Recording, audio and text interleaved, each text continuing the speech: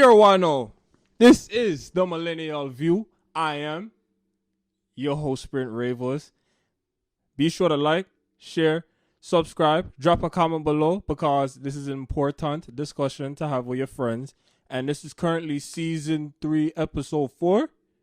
Yeah, season 3, episode 4. I kind of lost count because there's a 2-part episode in the beginning, so I had to make sure, I had to get my numbers right. But, fascinating news, people. I have a very special guest with me today on the Millennial View. And I just learned that she lives near me. This is like news because when I came to her show, it was in Brooklyn, so I assumed she lived in Brooklyn. That was an assumption I made quick, but, fun fact, she lives near me. Ladies and gentlemen, please welcome Ree. I'm trying with it, you know what I'm saying? Hi guys, I'm Ree. I am a show host. I am a writer. I am producer. I'm everything, basically. I'm a creative. That's who I am. I'm very creative. Content creators are out here, you know what I'm saying? Yes, people. Content creators collaborate. It's about to be spicy and intellectual. That's it.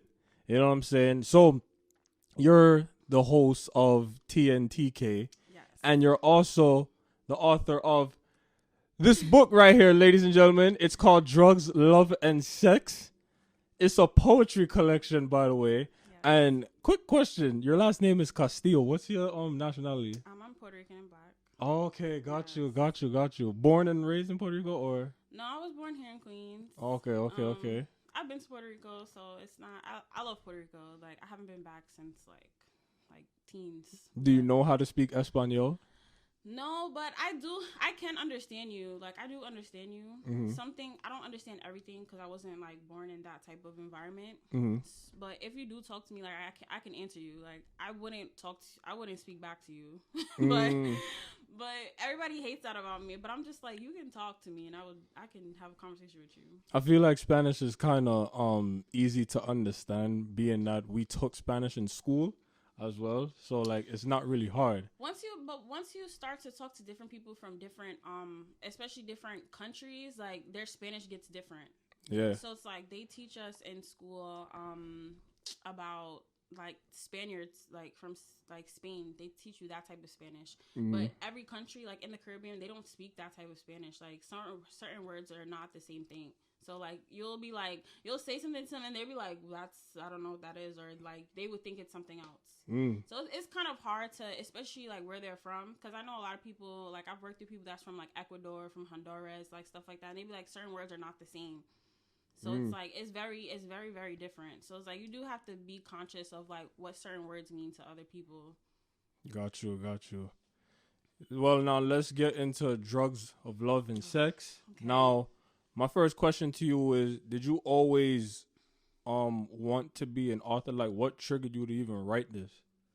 So I've always wanted to be a writer. That's something that I've taken, like, from young. Like, I've always wanted to be a writer. I've always wanted to be creative. I've always wanted to be, on this side of work.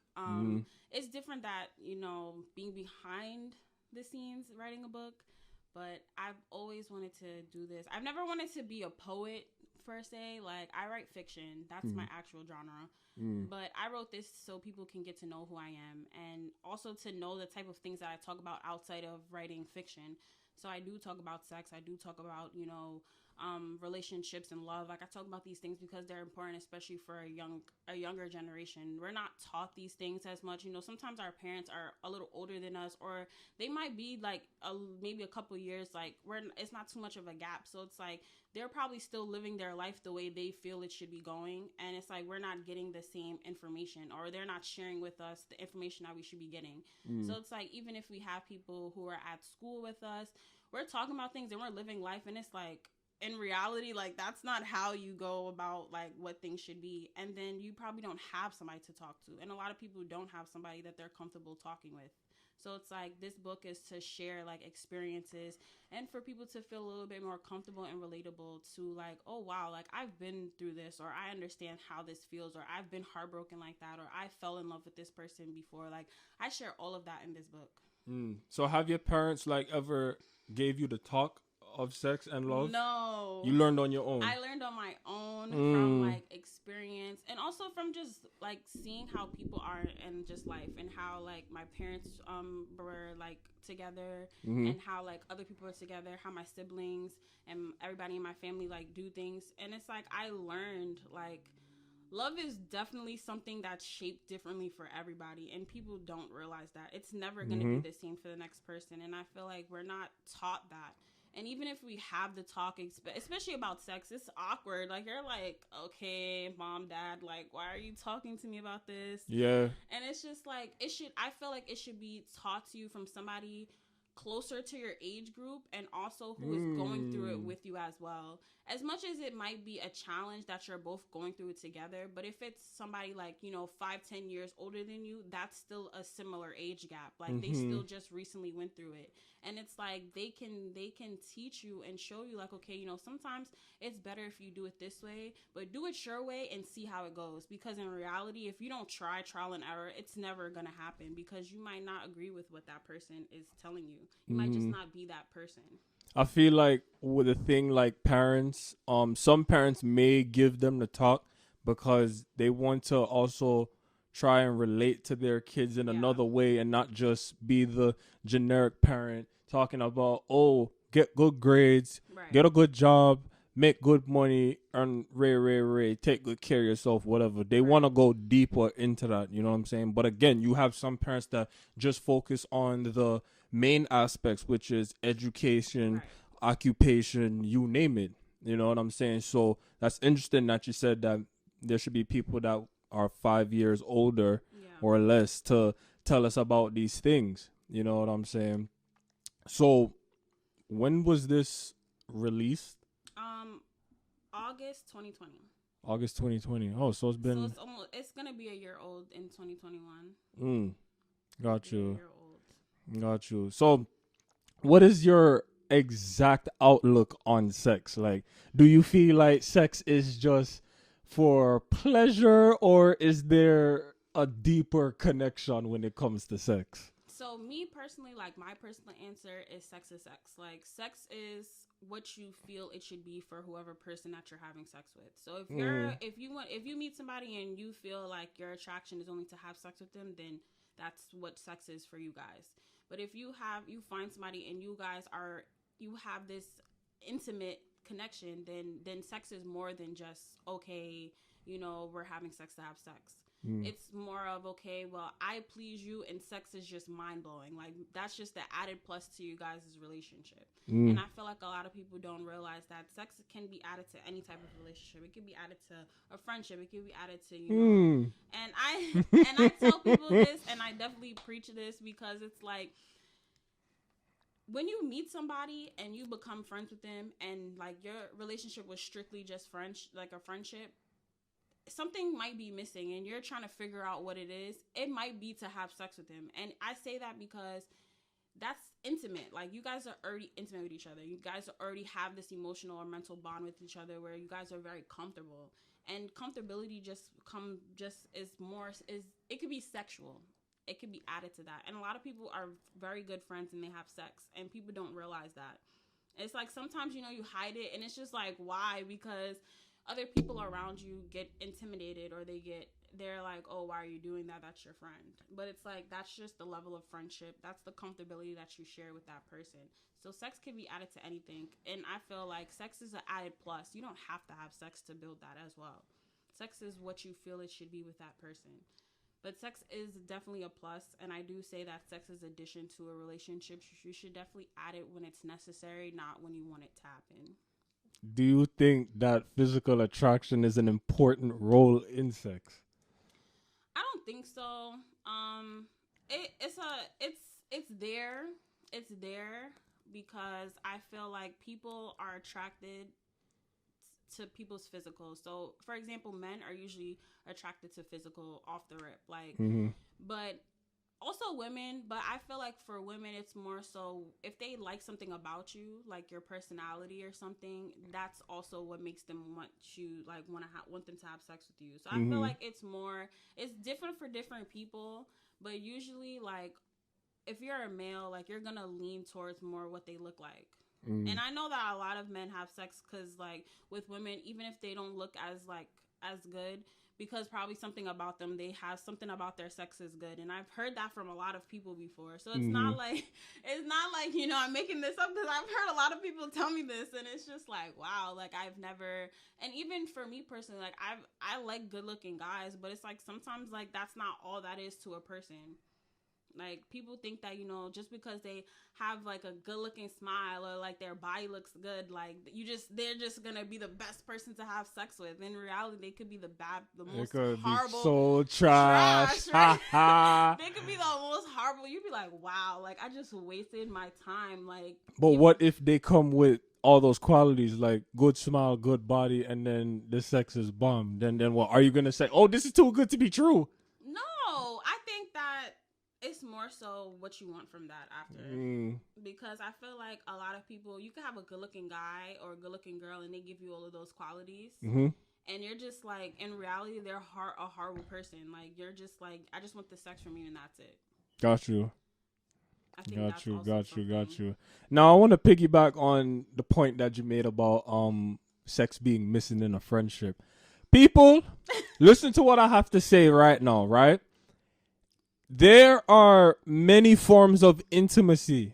It don't gotta be just physical intimacy, you understand? We can go to the park and ride a bike together. That's intimate. Yes. You could play in my hair. That's intimate. Yo, we can read. That's intimate. Drugs of Love and Sex. We can read this together, and it's intimate. You know what I'm saying? You spend so much time with this person. The quality time is so strong. Yes. Something gotta be missing. You know what I'm saying? It's like, I'm gonna want more now. No, yeah. You know what I'm saying? Intimacy is definitely misplaced in its definition, because intimacy is your emotional and mental bond with somebody. Correct. Passion is where it gets physical, and I feel like especially at this age, we feel like intimacy is what it is, like sexual. It's something where, oh, you know, because I'm intimate with you, it has to be sexual. Like, no, like, not really. Yeah, we could be sitting down right now having a conversation just like this. This is intimate. This is personal. Like, we're having a conversation. Like, we're getting to know each other. We're asking questions. Like, that's very intimate. It does not have to be. We don't have to be touching each other. Like, that has nothing to do with, you know, intimacy. That's a different form of intimacy, yes. But I feel like people are very broad and vague about what they know about certain things, and I feel like intimacy is one of them. Jesus Christ, people, learn that. Yes. Intimacy comes in many forms. You know what I'm saying? Don't think, oh, you just want the pussy. That's it. Because I feel like some people, that's how they look at sex. Oh, that nigga just want the pussy. Nah, man. Like, it go deeper than that. Like, you know what I'm saying? In my opinion, here, let me tell you my definition of sex now, right? And I don't normally talk about this on public platforms, but I feel like sex is more than pleasure. I feel like it's like a soul-to-soul connection kind of thing. You know what I'm saying? Like, that's me giving my body to you. You know what I'm saying? I guess when we were younger, we looked at sex like, oh, yeah, like, we just got that nut, and then we just call it a day. I feel like as you get older, it's more about soul-to-soul connection. Because I feel like, let's say you having sex with somebody, right? And the souls just connect. Do you regret that you had sex with that person?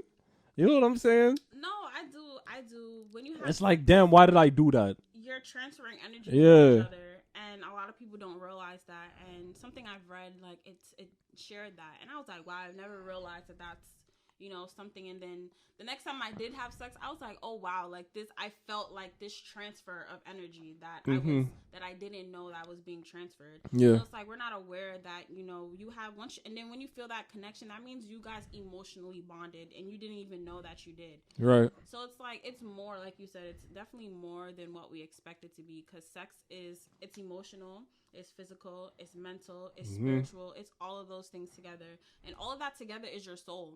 And we're not thinking that hard about it at all. You know what I'm saying? Is nowadays, especially in this generation, it's like, ooh, she tickled his balls. That's spicy. You know what I'm saying? She play ping pong with the balls. That nice. Him yam the pussy. Oh, that kind of spicy. That's how sex is portrayed in this generation. You know what I'm saying? And it gets old when I see all that foolishness. Let me not call it foolishness, entertainment, because I get entertained by it. You know what I'm saying? I don't participate in it, but I get entertained by it. But like, people just know like there's a deeper. It goes deeper than that. It does. Yeah. But now on to TNTK. Congratulations on 9 seasons. Wow. Thank you. Wow. So wait, how long has TNTK been out? Like, February was 4 years. oh, okay. February was 4 years. So I started TNTK. I came up with the idea in like 2017. Yes, like 2017, 2018. And I was like, yeah, let's do this. Like, and Shamar already had like his own platform. He does comedy, he does skits, he does all of that good stuff. Big up Shamar. Yes, and definitely he already had kind of the background on YouTube. So it's like I'd rather use somebody that I'm comfortable with already, and that we have this friendship. And it just was a great conversation off the rip. He already had experience editing and doing all this stuff for YouTube already. And I had the conversation. So it's like, it was a very half and half, 50-50 thing. And it just built from there. And I'm very excited and very grateful for it. And we're definitely transitioning into a lot of things in the future. We're definitely looking for more. But we talk about sex, love, and relationships. We do have a lot of upcoming people who, do any type of creative. We do like to give them the platform to do their work as well. Because just as much as we're new in any type of aspect, they're new as well. And it's hard for people, especially who are just starting whatever career that they want and their platform and their brand. It's hard to get noticed. And something is better than anything. And somebody was telling me that, something is better than anything, because once you look up my name, something's going to come up regardless of what it is. And I was like that. And that's great marketing for anybody and for everybody. Absolutely. And big up to TNTK. Check them out, people. It is a very good series on YouTube. Yours truly is actually on their season 8. I speak about love languages. So if you did not check in, check that out. Check in, people. You understand? Do you see TNTK going on like a bigger platform? Like, do you see yourself in the future like going on networks such as like, I don't know, BET, MTV, like? So I do see us like being a bigger brand and getting that big. But I don't see it as, I feel it's like with us being behind the scenes. Got you. But it's like I also don't want it to be changed and altered. So that's also something that I'm kind of like very skeptical about, if that's a future, if that's really going to happen in the future, because I don't want anything to change. I don't want I'm very particular about things like that, because it's like people always want to buy into something and then change it up, and I feel like it's very controversial, because it's like, if you liked what you've seen already, you shouldn't try to alter or change that. And I feel like that's always happening, especially when people want to promote your stuff and build your stuff on their platform. Yep. So that's something that I'm very cautious about. But I would definitely love for that to happen, and that's definitely an end goal. So that if it happens sooner than later, like, by all means, like, I'm interested.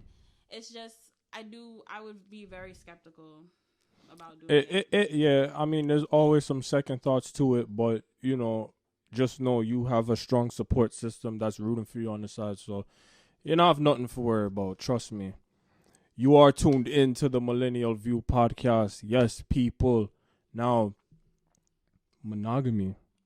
Now we're gonna get into the big part. No, I noticed on your link you have this article that says the traditional monogamous. Yes, the untraditional monogamous. Oh, the untraditional. Yes, I'm so sorry. No, it's okay. The untraditional monogamous. Okay, so now I want you to explain to the people what is monogamy. What is a monogamous? So monogamy is something where you are.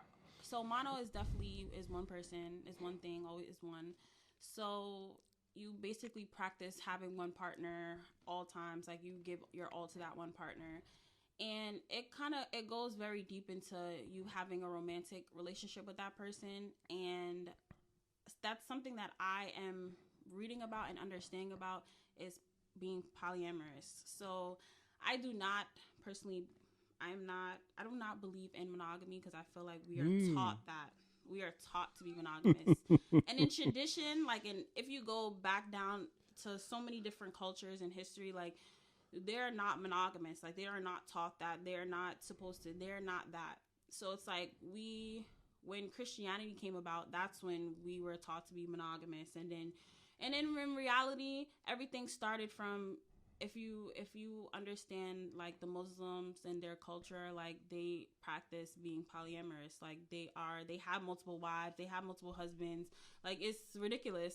And even if you go into African culture, they do the same thing. And it's like they have multiple wives, and if you actually read What they call them, concubine, right? So that under being polyamorous, that is being is polyamory. So that's the practice of having multiple wives. Oh And shit. and then there's a book that I read for a class, and in that culture, if your husband dies or something happens to them, you go to that next man in that family, and you are basically passed around until whatever. And if that person has multiple wives, the purpose of having multiple wives is so that you are able to procreate and have children.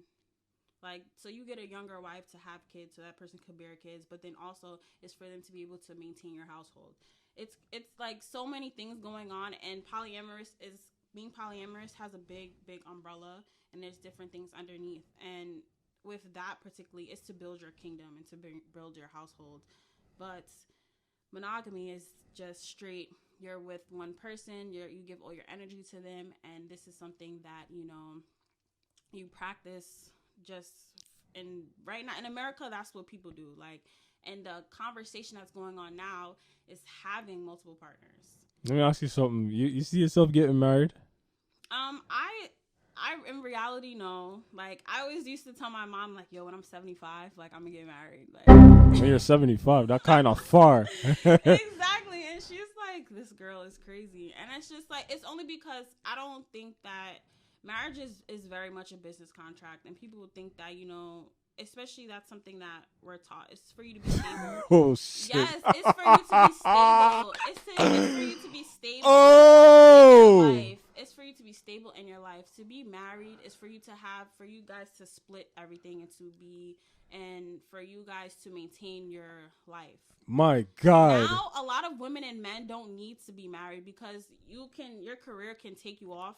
Some people are too into their careers to even care to want to get married. And some people are together for 15, 20 years and not even married because in reality, legally, they're already together legally because after 7 years you live with this person, you've been together with this person, you're in America, you're married. You're married, you're considered married. So it's like it doesn't matter anymore. So it's like you getting this contract, it's just a contract, it's just a piece of paper. And a lot of people get married spiritually. A lot of people get married just in the church for them, and that's perfectly fine because in reality, other people in other cultures and other countries, they get married. Here it's not legal because it's not a paper. It's not a piece of paper. Now, what if you have children, right? Mm-hmm. Let's say you have a child that's in kindergarten or whatever, right? And then, they go around telling their friends, well, I have 2 mommies now. I have two daddies. You know what I'm saying? And then, their next friend is going to run to their parent who's monogamous, and they're going to be like, oh, mommy, my friend Tyra, she has 2 mommies. Right? So now, like, my question is, are you concerned that your child is going to go around telling their friends that, oh, I have 2 mommies, 2 daddies? Are you concerned that they're gonna perpetuate polygamy? I don't think it's something. A lot of people that I follow that are in polygamous relationships and especially have open marriages and blended families, their children don't practice that. That's just what they know. Like that's just how they like. That's just the family dynamic that they have. Got you. And I feel like and a lot of parents and couples that are in this, they express that, you know, it's very beneficial, because sometimes if they're not home, somebody else is still there to take care of them, or to talk to them, or to, you know, be there for them when they need that help or that guidance or whatever they're looking for. A blended family, and I do talk about this in the article, and I do share the book, so that you guys, if you guys do want to read it, it's called The Ethical Slut. It is it's amazing. It's an amazing book. And the two authors, they practice this. They are in, you know, blended families, and they have children, and they realize, you know, it's beneficial. It's very beneficial, because even if you have, you know, if you're a gay couple and you have two dads, you know, and some children be like, oh, you know, I have two dads, or they have two moms, and it's like, at first it wasn't, you know, normal. It was like thrown off, like this is not something that they want. But if you have two moms, two dads, and then you have a mom and a dad on the side also, you still have more people to get to know each other and to take care of you. Then you have more siblings, then you have more this. Now you're not growing up alone. Now you have people to talk to. Now you have things that, you know, are more comfortable for you. I don't think it's something that children are going to kind of grow into to practice by themselves, which is totally fine if they do or they don't. But I feel like it's to understand, not to accept. You should understand and not accept it if that's really something that you want to do. Because a lot of people are still monogamous, and they still be like, you know, I can't. It's all about balance. Sometimes people can't handle more than one person at a time, and that's totally fine. Some people just don't have the mental to be like, you know, I can give you all my emotions and give somebody else my emotions. It's not always that way. They juggle like a clown working in the circus, juggling feelings. Oh, I'm going to tell this person I love you, and then I'm going to tell that person I love you. Now, my opinion on monogamy versus polygamy, and I, as I said to you before we started filming, I researched an article that there was pros and cons to it. Yes. And I was like, damn, there's really like pros and cons to this shit, huh? Wow, because you know, we live in a society where people don't really like favor polygamy at all. They don't. You know what I'm saying?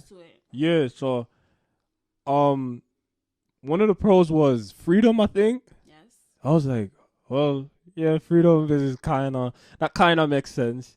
And what else? I think it was I can't remember. I can't remember off the top of my head really, but I know emotional security fell under monogamy, I think. So emotional security can fall under both. Okay.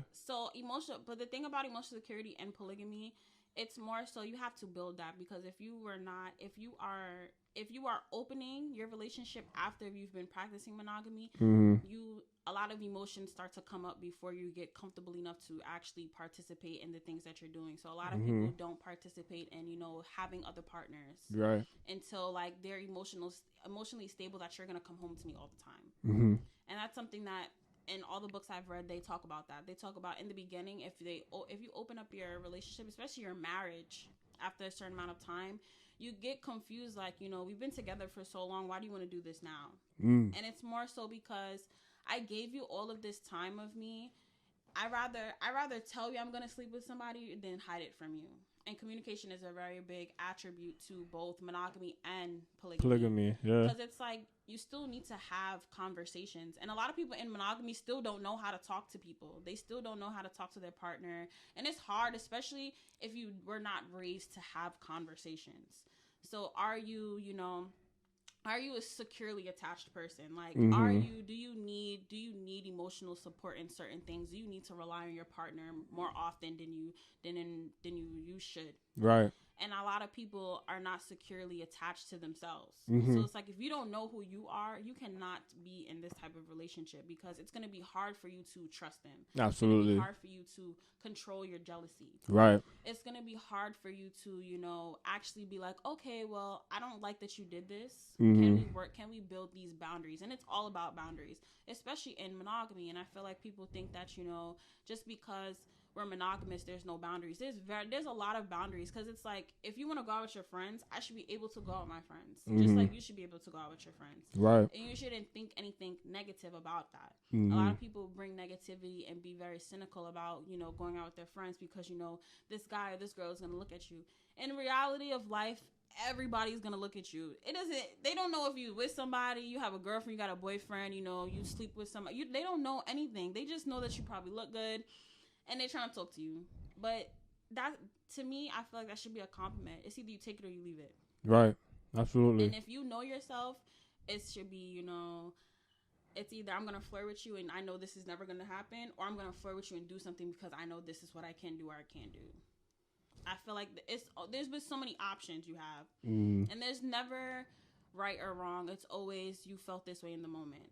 I feel like right and wrong is taught to you when you're younger, so that you could go through life. But as you get into adulthood, that's it. Like that's no it. Right You're supposed to know. Yeah. Right. There's no right or wrong no more. This is you made this decision because you thought that was good for you in that moment. Yeah. Now there's consequences. Now these are your options. It's either you're gonna take it or you're gonna leave it.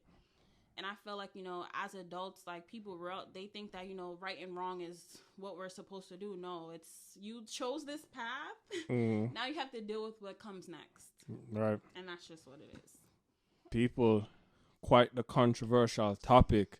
So if you want to put in your input, drop that comment below.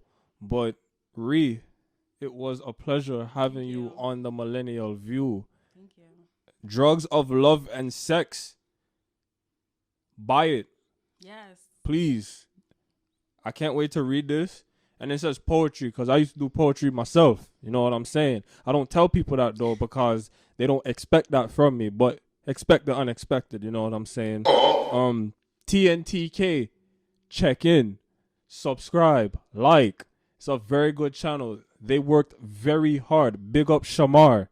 You guys worked very, very hard, and they're in season 9 now, and you just might see me again. So, again, people check in. They put out very good content. Now I need one more favor from you. Tell the people where they can find you on social media.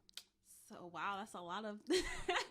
So, for the show, if you're interested, it's TNTK Show, Instagram, Twitter. My personal page, Read the Host, Instagram and Twitter. For my book and any other business, it's Serena Castillo Edits. And, of course, my website, guys, it's serenacastillo.org. You can purchase the book on there. And you can also just type in the name, and it will come up, and you can purchase it Barnes & Nobles, Amazon, all that good stuff. This is a very dope cover. I love the art on this. Thank Did you. you illustrate this yourself as well? No, I actually found this person on Twitter, and he does amazing work, and I'm working with him for my next book cover, and it's like he's amazing. Like if you ever like want to use him for art, like he's based in Argentina, but it's amazing. Like I loved his work. I gave him a couple of poems and he did that. Like he just like did it himself, and I was like, it's dope. Like I have a very big thing for art. I love Hence art. the tattoos, you know. No, So I love art. yeah, absolutely. But yes, people, this is the Millennial View. Sprint Reavers alongside Ree. Season 3, people. Thanks for watching this episode. If you want to see more, be sure to subscribe.